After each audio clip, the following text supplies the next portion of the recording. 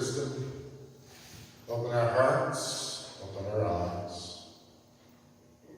May only truth be spoken, may only truth be heard, we ask. Amen. I'm one of those people who've always enjoyed history, and I like going back to the beginnings of things. I'm just amazed that science can now hear the very microwaves that were created at the birth of our universe during the first 400 million years of our universe's life.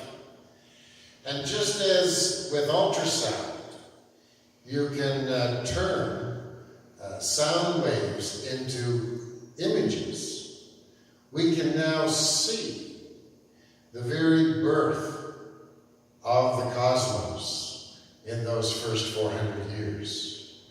And this helps us to discover more about who we are and where we've come from and how we physically come to be. Now, our scripture text today is a similar kind of thing with regard to Christianity. It's the earliest text we have in the Christian faith. And so this was written 20 years before the first Gospel of Mark was written. It was written 80 to 100 years before the last Gospel, John, was written.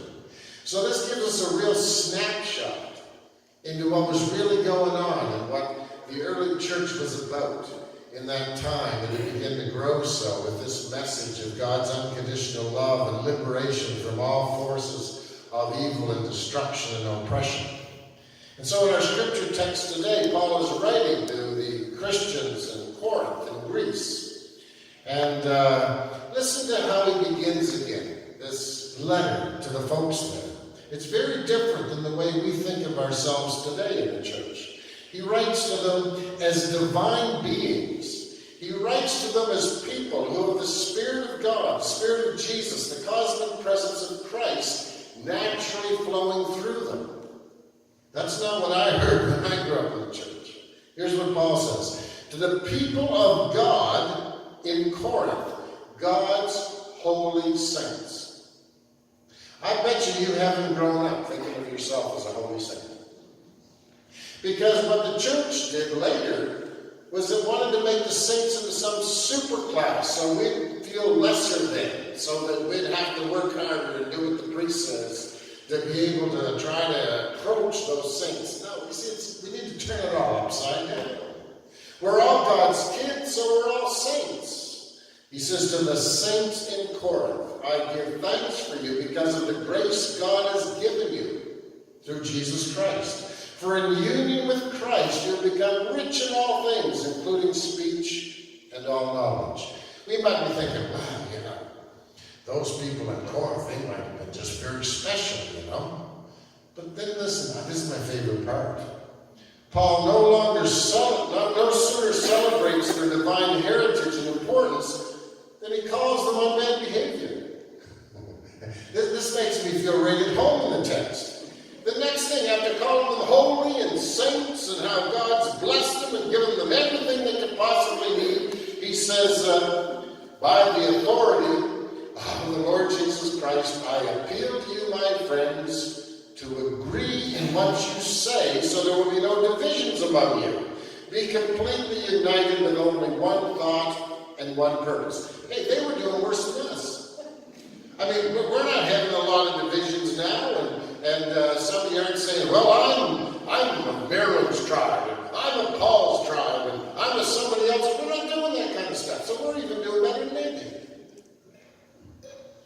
So you see, when you start to understand that from our very beginnings we were a part of God, it changes everything. Because we had it drilled into us. We were born half-formed sinners, separated from God, and our whole life was trying to make up for it. How crazy is that? But the secular world's just as bad. They're all telling us we're not good enough. They're all comparing us to things we don't go up to, so we'll have to buy something to get there, or do what somebody says to get there. But our divinity does not inoculate us from getting distracted from this mission of kindness, respect, and fairness we're on. We can so easily be tripped up by other negativity and judgment to forget our divinity, to forget that we don't have to jostle for attention and respect. We don't have to think that we have to be better than others, because we're all born wonderful. Paul says this, some people from Chloe's family have said that there's quarrels among you. You see, it's so easy to become tribal, to feel that we need to have an edge on somebody else, some other group. Jesus started his ministry tribal. He thought it was all about the Jews. He was there to care for the Jews. And then a Gentile, Syrophoenician woman, a pagan of another religion, she says, help my daughter. He says, go away. He says, I'm just here for the Jews. He says, you're just a Gentile dog. Yeah, that's what Jesus said. You can read it in the Gospels.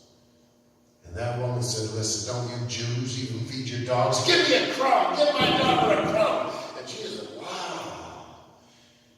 And he said, you've got a faith that I haven't even seen among my Jewish brothers and sisters. And it changed him. And he realized that faith was not tribal. Faith was global. To be born human is to be born with that God light in us, that faith, that desire for goodness. You know, children get it by instinct. They'll play and make friends with everyone at a young age until their family and religious systems train them to be tribal and judgmental. One message a lot of us pick up is that we're worth more if we're smarter. And that if we really want to succeed and have worth, we need to be perfect. And then we pretend we're perfect even when we're not. And we drive everybody crazy, including ourselves. Sometimes we look for a hero. A hero to identify with. It's fun seeing the Raptors do well. Isn't that fun? Are you having fun with that? That's pretty cool. You know, we love to identify with some winning thing, right? They have a whole lot more fans today than they had here. But whether they win or lose, it's not going to change the life of a fan a few weeks down the road, is it? We like winners, though, because we feel less than ourselves, and that's what we got to get over. We're saints. We're as good as it gets. I mean, no one's worth more than somebody else. Paul points out that our Jews rejected Jesus because he was a failure. He wasn't able to perform miracles. He wasn't able to have the power to rescue the Jews from Rome's rule. They were looking for a miracle and Jesus didn't deliver. He didn't even lift a finger to fight the soldiers when he was arrested. He didn't even argue his case with Pilate. What a loser. That's the way we think.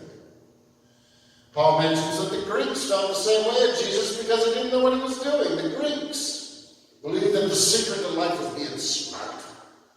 And they believed in perfection. But they believed that we were a shadow of perfection. And though we had to strive for it, we'd never reach it. Isn't that the way most of us go through life? Think we just have to keep striving, but we'll never be good enough? Oh man, we got to get rid of that knowledge of perfection. You know, the Jews had a different view of perfection. Perfection in Hebrew just means growth. Are you growing? You're perfect, baby. I love that old song by Alabama. You're close enough to perfect for me. That's the gospel. That's the kind of positive people we're going to be. You know, I had to learn that. I had to learn what Dr. Phil and Paul point out. Do you want to be happy or do you want to be right?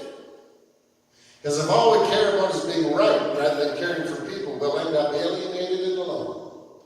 Academics seek perfection, competing for people's approval, striving to have influence over others, and it's a dead end. There's no joy or peace trying to play king of the castle. Striving to be better than others is foolishness, Paul says. Arguing over who is the best is a waste of time and a waste of a life. Jesus wouldn't do it. If he wasn't accepted, he just moved on, because he knew he was just fine, because he was made by his daddy in heaven, as they called him. You know, Paul was right. We put too much stock in intelligence and being right. I just read an article in the Atlantic that documents 30 years of research that proves that experts are hardly ever right when they make a prediction. I mean, they're wrong 95% of the time. Think of that, experts. The most important study ever conducted of expert predictions was sparked by a psychologist and political scientist named Philip Tetlock. He listened to renowned experts deliver authoritative predictions on the future of the Cold War. And he noticed that they were all contradicting each other and showed no interest in listening to the other sides of the arguments. So he collected forecasts from 284 of the most highly educated experts in the Cold War, who averaged more than 12 years in their own specialty, and many of them had access to classified information about America and the Soviet Union. The project lasted 20 years and included 82,361 predictions about the future. And the results showed that the experts were horrible forecasters. And even when they were wrong, here's the kicker. They didn't adjust their theories. They wrote more books fine-tuning their point of view, often gaining awards and social recognition, all the while they're wrong. That's what Paul's talking about, the foolishness of this world. What Tetlock discovered is that people can predict future events.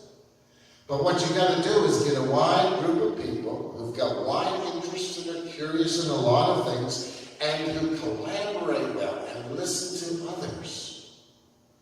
Groups like that can actually be right 90% of the time. Curious and humble people beat the experts every time. That's what Paul's written about. And it's been proven that having a genuine interest in people and an ability to relate to people matters more than any factor in life. We drill into our kids, get an education. We drill into our kids all kinds of things. But what we've got to let our kids and grandkids know the most is their ability to regulate their emotions and have meaningful relationships with others will determine whether they have a good life, way more than education. I buried a man a few weeks ago like that. He quit school in grade 6, was often loud and obnoxious, opinionated and stubborn.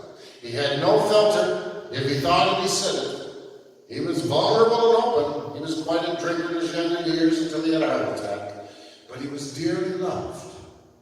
He was loved because he worked hard to support the people he loved. He never missed a day of work in his life except when he was in the hospital. His wife died when his children were aged 4 to 12. His brothers and sisters offered to take them. He says, no, I'll care for them myself. And he did. He'd take them with him everywhere because he couldn't get a babysitter. He was a mother and a father. He learned how to cook and clean. He had a good relationship with his siblings, so they helped out. And he provided his kids a wonderful family and a wonderful extended family. He was kind to his neighbors. He helped them with home projects. He helped them with their snow. He didn't expect others to agree with him. He just said his piece. But he respected other people to have their opinion, even if different than him. Underneath all the bluster, he was a teddy bear. Kind, respectful, and fair. People liked him and loved him. The book of James sums it up so well. Love covers our sins. Hey, friends, we don't have to be perfect. We just have to be kind. And then our sainthood will shine through. And so that's what Paul's talking about. Because that's what Jesus was about. He didn't get hooked into any of the devices that were used to power and manipulate. That's why he drove the authorities crazy. And he kept at that kindness thing, even being willing to endure the cross. Because he knew that the magic that created him, the grace that had sustained him, would see him through even death on the cross. And that power we call the cosmic Christ, it's a part of all of us and all of life. And so we can trust that if we rely on the one thing we can do, be kind, our lives will be rich and full, and we'll bless others, and we'll participate with God.